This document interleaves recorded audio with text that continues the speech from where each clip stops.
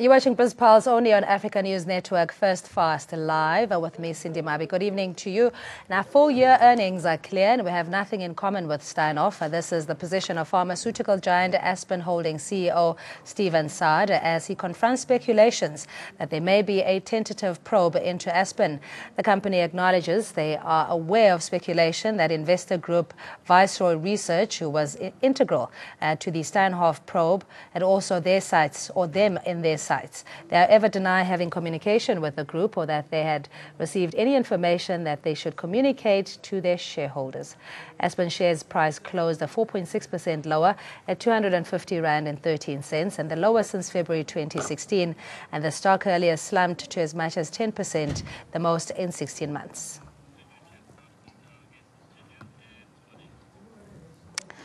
And joining us in studio is Leon Lowe from the Free Market Foundation. Good evening to you and thanks so much for joining us. As we've said to our other guests, we haven't seen you this year, so compliments of this season are in order. And to you and the viewers, Cindy. All right, let us know what's going on with Aspen. I mean, there's obviously allegations or suspicion that they may be under investigation. They seem to deny that. Yes, of course they would. They do what they predictably would do and should do. We also need to understand that what this Viceroy company does is it promotes short selling. In other words, it makes money by looking around, finding reasons why company shares might be overvalued, publishing those findings, and then it or people associated with it or follow it can make money on the tumble. In this case, the share bounced back more than half of what was lost. So there is no reason to believe that this is a replica of Steinhoff. But I should make the point that many, many companies collapse. That is actually one of the very best things about the market. That's what you want. You want bad companies to collapse. The problem with government is that bad government entities don't collapse. That's actually why the market's better than the government. Because with government, these things just kept going forever, regardless of how badly they're managed and run, how much corruption and fraud there is. So this is actually one of the reasons the market should be celebrated. It's fabulous at doing this, at exposing, just bearing in mind that neither with Steinhoff nor any of the others did any of the government regulators ever pick up what was happening. This is always a private market entity, and the Financial Services Board and the Reserve Bank, the Department of Finance are all completely a waste of time, frankly. The FIC, none of them pick any of this up. It's always the market, and that's the market doing what it should do. Yeah, but isn't it there's often denialism before any conclusive evidence has been revealed that with the murmurings or the so-called investigations internationally, we are none the wiser, or we're the last to know in South Africa until everything goes up in smoke, as it were. Yes, and that again highlights the failure of our regulatory agencies. They're frankly completely useless. And what happens is some overseas company or overseas agency or the German government or somebody picks up what in Steinhoff's case was called an accounting irregularity. We have no idea what is, if anything, is wrong with Aspen yet. But whatever it is, it's obviously not as big. Otherwise, it would have had a major collapse. But whatever it is, if it's some irregularity, that's what the market does, and people should be prosecuted if they've committed fraud or theft or overvalued or undervalued assets in order to manipulate prices for personal gain. And the market is fantastic at exposing and making corrections of these errors. Yeah. Okay, we're joined on the phone line by Dr. Azar Jammine, a chief economist with Econometrics. Thank you so much, Dr. Jammine, for your time. I mean, is it a case of ignorance is bliss in the sense that there isn't thorough scrutiny of how pervasive perhaps a lack of governance or even a scrutiny of multinationals is concerned in the country until it's too late? I do think that there is a shortage of ability to scrutinize the way in which these large companies are being run internationally. I think what has happened is that there has been such a build-up of power in the hands of the accounting and legal profession that everyone thinks that these two professions can sort out and are basically foolproof, that they can determine and find every fault under the sun as far as the way companies are being run. And that is just not true. The aura around the big accounting firms has grown to such an extent that people think they are infallible, but we are now increasingly recognizing that that is not the case. So how do we even trust the public statements with regards to the financial year end results or even earnings, or where the money really is going, and the reference to accounting irregularities in itself being treated almost as a red herring, that there is more to it than what we know? I think we have to basically try our very best to try and assess what the real situation is. You know, a company can't carry on crooking its way forever. Eventually it will be found out. And I think the secret is to try and get to that point sooner rather than later. But it's not an easy thing to do. Yeah, Dr. Jamin, stay on the line, please. Leon, what questions should shareholders or investors and even consumers of these products be asking the minute that there is an alarm being raised or even a suspicion?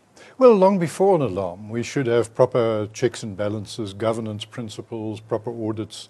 And as Jamin is absolutely right, there's too much of a mythological belief that regulatory agencies or auditors or lawyers are going to pick these things up. That's the function of the market. The market looks at how well companies are being run and managed. And if they are being overvalued, it adjusts the value downwards. If they're being undervalued, they experience a surge. That's what we want to see. And as investors, bearing in mind, it's important that you raise that, when it's the private sector, it's private money. Now, it might well be your and my savings or pension money, but it's still private, and people put the money where they want to, and they know that there's a risk. When it's the public sector, South African Airways, SABC, Eskom, whatever, it's public money, and the public has no choice, and the money comes actually from the poorest of the poor who don't get services and houses and education and clinics and hospitals. So in this case, the damage is severe, and I'm not belittling it, but we have at least the fact that we have a functioning market which is constantly watching the number of catastrophes, the number of Steinoffs over the years, of which there have been probably an average of about one a year or less than one a year, bearing in mind we have 600,000 companies in South Africa. One a year, or one big one a year, let's say we have something like 5,000 or 10,000 big ones, is less than 1%. So the public are fairly well protected. But I agree completely with Azar Jamin. There needs to be an understanding of the real risks of the market. That's what the market is. It is risky. The word entrepreneurship is the French word meaning risk taker. And if you're in the market, you are taking risks, and we need to understand that and never forget it. But one could also argue that the level of, or the number of companies that are found to be guilty of wrongdoing or irregular accounting or cooking the books is because of the autonomy that, or the independence that the corporate sector is enjoying. So question is, how much more don't we know, Dr. Jamin, in the sense that South Africa could potentially be a safe haven for corporate fraud and corruption, and we dress it up with all these other sophisticated names? We should put all our fingers on South Africa. I think it's a worldwide phenomenon, and it's basically a function of exactly what Mr. Lowe suggested is a problem with regulation. The birth of central banks about just under a century ago has resulted in the printing, the creation of money becoming an exogenous function of these banks. And what's been happening over the last 10 years is that the world's leading central banks have created an unprecedented amount of money, which is slashing around the world in a manner that has never been seen before. And when there is so much easy money floating around, the temptation to actually take advantage of this and to embark upon the wrong and practices and poor governance is very, very great.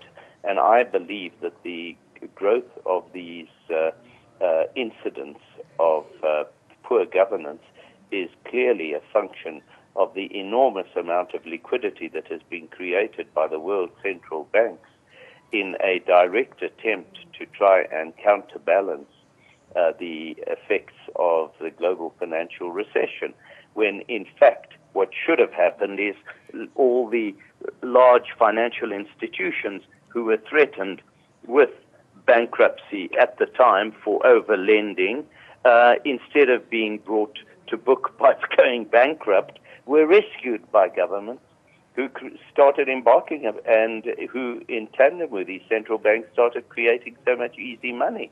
And so, that was the first incident where it was a clear case of what they call, I forget the term, but it's basically the big are not allowed are not being allowed to fail.